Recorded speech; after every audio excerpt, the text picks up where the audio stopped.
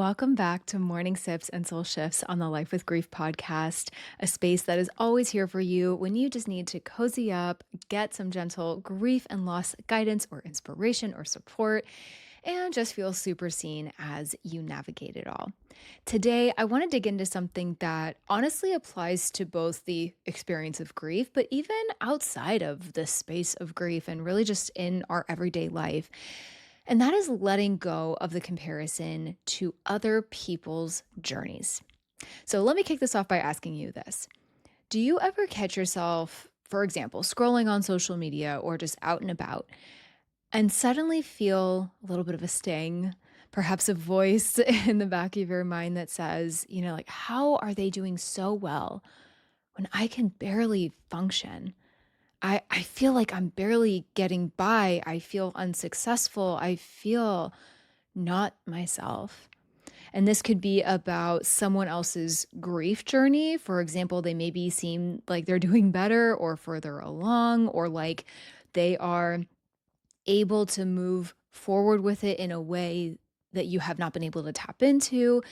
Maybe someone got a new job, a new relationship, a new milestone. Maybe this isn't even related to the loss of a loved one, right?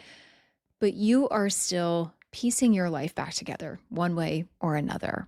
Or maybe it's even the person that you used to be before your loss. And maybe you feel like you're not as happy and joyful or bubbly or, insert whatever adjective there you would use to describe yourself. Maybe you just feel a bit lost in it all.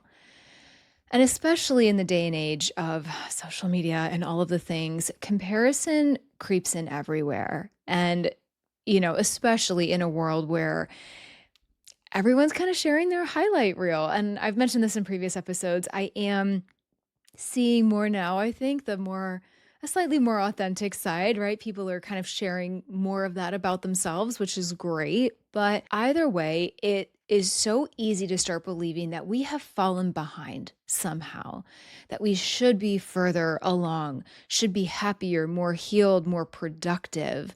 Maybe we even have people saying that to us directly, which puts on even more pressure to an already pressure cooker situation. But I want to remind you that grief and going through a loss and this healing journey, I hope you know this by now, it does not follow a timeline. It is certainly not a race, and it is most definitely not linear. So let's just take this back a second and talk quickly about why we compare, why our minds even go there in the first place. You are probably aware that our brain is wired for survival, but comparison actually helps us gauge safety, belonging, and progress. So it is a very important function, actually. I know it can seem very toxic at times, but I think there's a lot of things, societal pressures and things that have kind of made it that way. But in grief or a time of transition, everything feels unstable, right? In some way, in some degree. So we subconsciously look around for anchors. So enter comparison. How is everyone else handling this, right? Kind of asking some version of that question sort of becomes a way to check if we are okay, if we are doing okay. It gives us a bar almost at which to measure ourselves. But the problem is we are comparing our own internal chaos and our own internal grief and everything else we're dealing with to someone else's external calm. That is comparing apples to oranges. That is not an even playing field, especially if it's, to a stranger or someone we don't even know well. We're probably not getting the full story, right? Again, especially online. You might be seeing someone's edited strength. You might not be seeing their breakdowns. You might not be seeing the crummy day they had at work or, whatever situation they're dealing with. Comparison can show up as, wow, they're dating again already, and I am still barely getting out of bed. They just started their dream job, but here I am stuck in survival mode. They have seemed to find peace. Why am I still angry or resentful or sad? Right? And it's not just with others. We compare the old version of ourselves to this new version that we may or may not have even asked for, right? So, for example, I used to be so motivated. What happened to that person? I miss them. I used to love the holidays. I used to feel alive. I feel like I'm a shell of a person now. Those thoughts are very normal, but they're very pervasive. But I also want to say that it's okay because let's normalize this. You are not the same person. You are becoming someone new. I have episodes about this that I can link in the show notes as well, but that is a part of healing. It is a little bit of a shedding, right? Like think of yourself in this little cocoon right now, and you're going to break out of that and become a beautiful little butterfly one day when the time is right. And but that's a process, right? So with that being said, let's talk about the truth about these quote timelines. Again, this is something I hope you know, but there is no universal timeline for healing, for success, for rediscovering yourself, whatever it is that you feel you are not meeting some expectation for. And I want to mention here, I do speak from experience, and I want to be very vulnerable and honest with you guys. I feel this way a lot. I do. I don't let it keep me up at night. I have felt this way in my grief, but I'll be so honest with you. I have really felt this in other aspects of my life. Before I had my daughter, I felt like I was getting to be a little late to be a mom, even though I was maybe like 32, just barely turning 33 when I had her. That goes for jobs, that goes for a lot of things. And it is so true what they say. Comparison is the thief of joy because I I got on myself about those things. I still do some days, right? Even again, like podcasting, right? I see all of these other wildly successful podcasts, and I'm so proud of this podcast and how far it has come and where it's going and the way that it's growing. And I'm so grateful, by the way, for anyone here listening because you helped make that possible. So thank you. But it's so hard not to, look at what other people are doing and how they're building their business and things like that. Like those are the things I get caught up in. So I don't know if you can relate to any of that at all in your own way. Comment, DM me, let me know one way or another if so. But there is no timeline. Your timeline is yours. And I truly, truly believe that what is meant for you, whatever your soul's path is meant to be here, that divine timing and all of that unfolds for you as it should. And I truly feel like I'm certainly not going to sit here and say that God or the universe or whatever only gives you as much as you can handle. I don't know that I subscribe to that really, but I do feel that there is something to be said about things happening or opportunities coming or whatever when we are really ready for them. So just keep that in the back of your mind today. And what feels like your quote slowness, I don't love that word, but let's just go with it for now if that's how you're feeling, even though I genuinely believe you are on the path you're meant to be on and all of the timing is going to work out beautifully, might actually be very deep, very courageous work that you are doing, whether you're even aware that you're doing it or not. I think that's the most beautiful part about some of this. And I can definitely attest to this in my own journey. Things were happening, things were bubbling below the surface, things were working, even when I didn't realize they were. And grief, let's just be blunt, it changes the pace of everything. Your energy, your motivation, your goals, your life, right? But slower or seemingly slower compared to someone else does not mean weaker. It means intentional. It means things are unfolding for you in just the right time, in just the right way. And the pressure to get back to normal or moved on or whatever is very much rooted in societal discomfort with pain. So I want to say this very, very clearly. You are not late. to your own life. Even if you feel you have taken 10, 20, 30 steps back, depending on your circumstances and things that may have happened to you, I want to remind you, and just even if you don't totally believe me right now, just keep this in mind for later. You're living on soul time now, is how I like to think of it. And that is a very, very sacred thing. And we have to allow space for that. We have to allow room for our soul to do what it is meant to do here. And yes, there can be setbacks. And yes, there can be tragedy and loss and things that happen that we do not understand. But we cannot compare our start or our end game to someone else's. We just can't. We are all meant to do different things here. So let's bring it back to that for a second. Let's talk about quickly how comparison impacts healing, our ability to heal. Comparison 100% creates a lot of inner disconnection. I know all about this. I have been there. I am still there sometimes. And this is kind of like a funny analogy, but what I like to kind of visualize that it does is it pulls us out of our lane and into someone else's. So imagine you're comparing yourself to a stranger, or not even, maybe an acquaintance or someone that you're like somewhat familiar with, but like, again, maybe all you're seeing is them on social media, or you know what I mean? Like you think you know them better than you maybe actually do. Imagine you are both driving down separate lanes and you're like, no, I want to get over into their lane. But their lane is going to their house. Again, they're a total stranger to you. You wouldn't go follow someone, a total stranger, to their house, I would hope, right? But you cut over, either way, you get into their lane, and now you are following them to a home that doesn't belong to you. That wouldn't be right, right? That doesn't feel right because it's not yours. That's not your home. That's not your end game.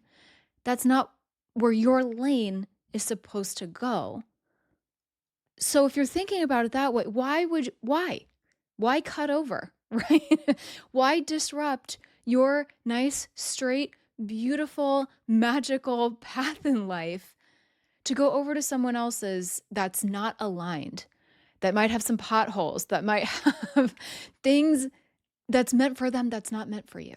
And when we do this, whether it is related to our grief or not, either way, we're chasing something that isn't ours or not meant for us, or again, we're comparing.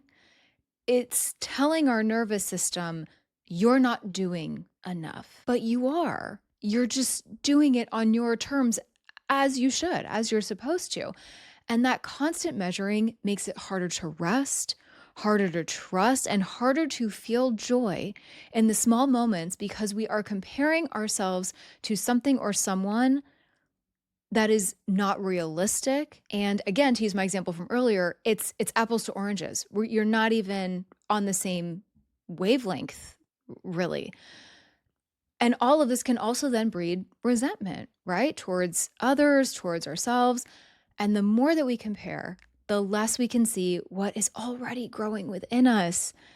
And again, I'm going to say this for like the third time. I speak from experience here. I have missed it, you guys. I've missed signs. I've missed very important things along the way because I was comparing. I've even created products, or I've done certain things that weren't in alignment because I've saw someone else kind of doing it and I thought I was supposed to, or I thought I should. And looking back, it feels really misaligned, and or I was not ready. So it's not maybe like the idea even was bad, but it wasn't aligned at the time. I wasn't ready. I couldn't take on what was needed to give that project or service or whatever it was on in the right way. It's like trying to watch a flower bloom while constantly looking at the garden next door, right? You'll never feel enough. And we don't want to go through life not feeling like we're enough. So with that being said, let's just quickly talk about some very, very gentle tools to start releasing that comparison. Number one, having awareness around this without judgment. Catch yourself in the act to tattle on yourself, so to speak. Be like, That is comparison there that I am doing. I feel like this is especially true on social media, and I'll be very honest, I've felt this way. I have felt envy. I have felt some type of way over something, and every time that happens, I catch myself and I'm like, "What is triggering me right now? What about this is making me feel inadequate, bad about myself, envious, whatever?" We have to be so painfully aware of it, and it's not always a fun thing to have to reflect on or admit, but that's the beauty of self-awareness, and we all need to be a little more self-aware sometimes, I think. So, have that awareness. Don't scold yourself, right? Like I'm never harsh on myself in those moments. It's just like, okay, just notice it, just like a wave passing through, just like any grief wave does, right? We can't be judgmental of ourselves. We're human. It happens, and it's fine. And then from there, saying out loud, okay, this isn't actually about them. This is my own ache. This is my own insecurity. This is my own trauma, whatever it is. And I think it's a really beautiful practice because it does help you kind of just shift that perspective a little bit slowly but surely. Number two, curate what you consume. I have done a podcast episode all about social media and grief. So I will not belabor this. Again, that is one I am happy to link to in the show notes here. So you can definitely watch that because I had a lot to say on that topic. But you are allowed to mute, unfollow, or take some space one way or another if you need to. And yes, sometimes this is even from people that we love or admire, but it's not even out of malice a lot of times. It is purely most of the time out of just protecting your own peace and your own mental health. And if you are grieving, especially if this is really in the early days for you, that's very, very important to do. And so ask yourself, does this content soothe me? Does it inspire me? Or does it make me feel small? And I just want to leave you with the encouragement of choosing peace over performance. Okay. Again, I've talked about that in another episode, so more on that if you want to go listen to it. But number three, anchor in gratitude and presence. Each day, naming one thing that is true for you right now, that you are grateful for, that you are looking forward to, that you're working on, right? Because again, I want to take myself back to those early days of my grief. Like I was not thankful for a damn thing. I was like, I'm too hung up on the fact that my parents are dead right now. Like I can't be bothered with this stupid gratitude stuff. Okay, I hear you, but challenge yourself. It could be, I got out of bed. That's better than yesterday, right? I took a shower. I brushed my teeth. I made it through another day. If you are in survival mode or you are just still grappling with some loss, do not underestimate the power of small wins because those are still very sacred and very, very important in this process. There is a reason I am such a proponent of micro moments and the impact that those can have on our lives. It knows no bounds. It has quite literally changed my life. So, for what that's worth.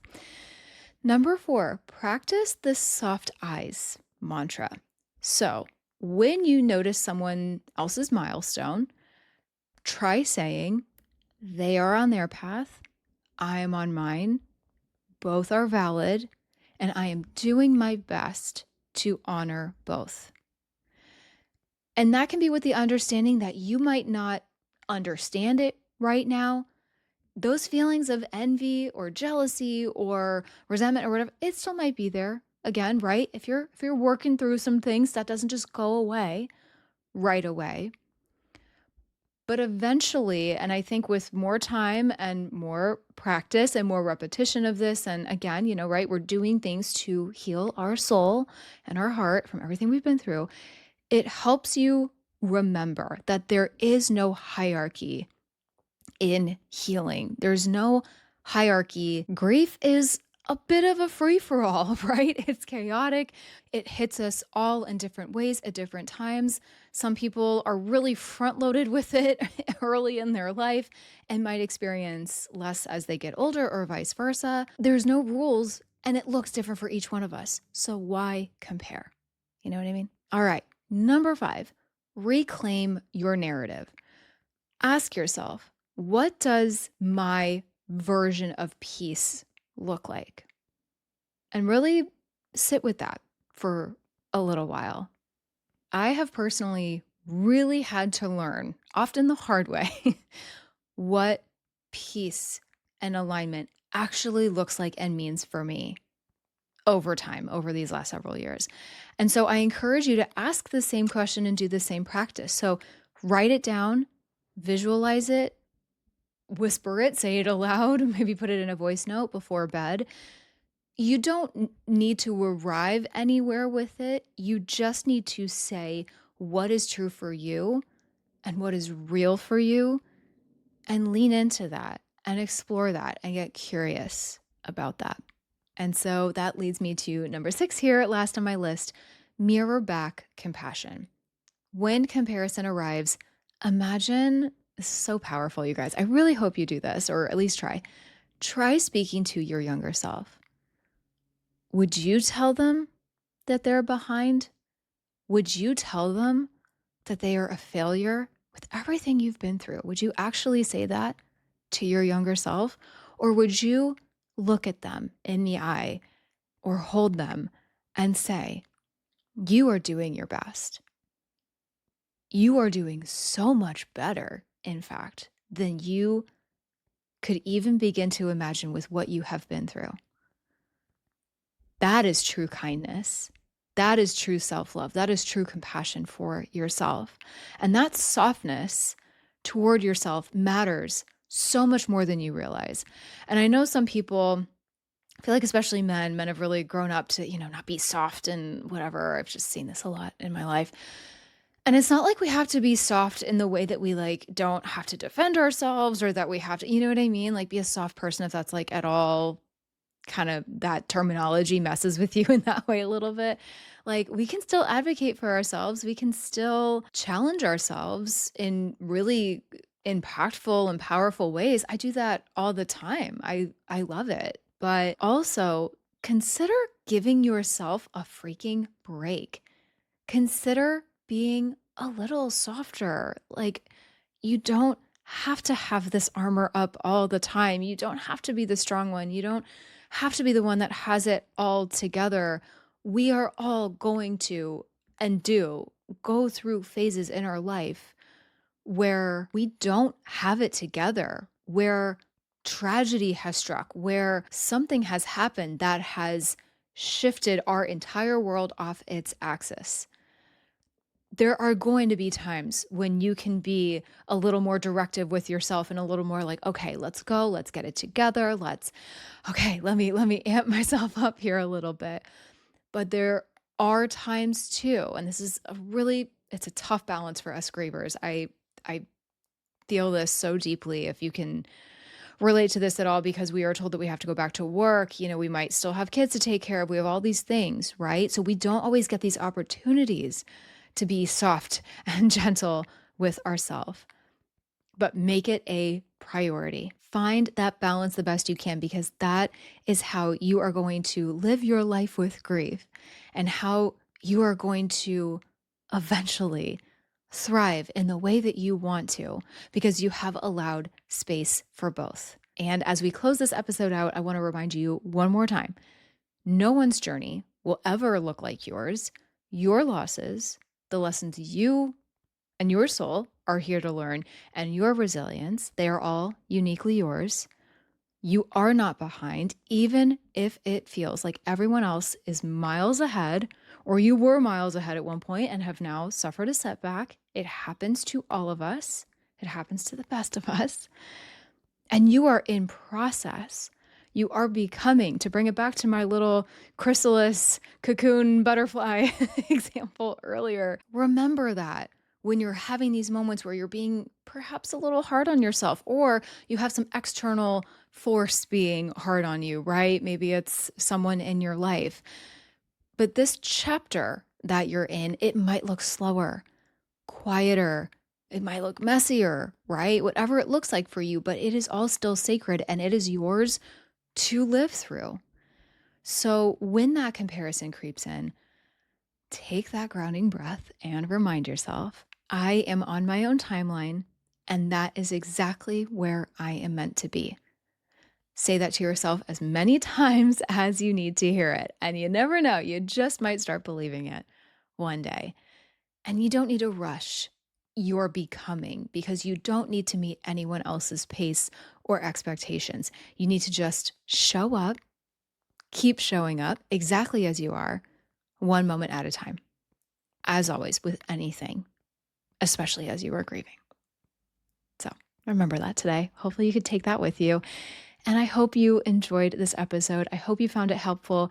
If you did find it impactful, I would so appreciate you sharing it with a friend or family member or whoever might need this gentle reminder as well. If you're liking what you're hearing here on the podcast, I would so appreciate a positive rating or review so it can help me reach even more grievers around the world. And thank you so much for hanging out with me in this one today. I appreciate you so much as always, and I will see you in the next episode.